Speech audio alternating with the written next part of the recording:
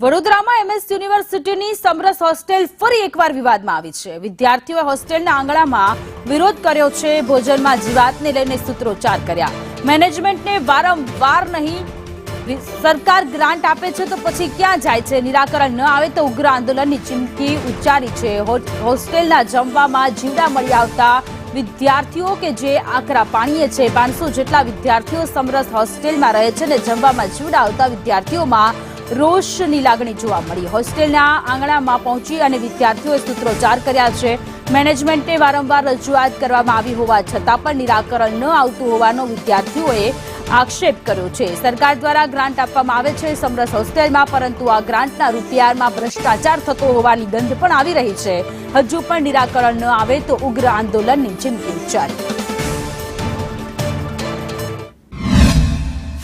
500 સ્ટુડન્ટનું અહીંયા આપણું એડમિશન હોય છે, પણ વાત જો કરવામાં આવે તો મેરિટ બેઝ એડમિશન તો થાય જ છે બધાનું। કોઈ સ્ટુડન્ટ અહીંયા એવી રીતે ગેરકાયદેસર પણ આવતું નથી।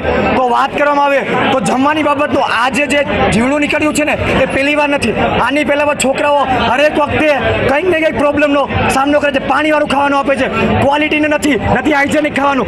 ઉપર જતાં વાત કરવામાં આવે ને તો 1 મહિનાથી વધારે સમય થઈ ગયો તો છોકરાઓને પાણી નથી આવતું ટાઈમે।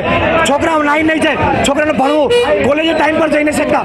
તો જો સૌથી આપણી બેઝિક નીડ વાત કરવામાં આવે પ્રાથમિક જરૂરિયાત, તો પાણી આપણી પ્રાથમિક જરૂરિયાત છે ને જમવાનું, તો એ પણ છોકરાને સરખી રીતે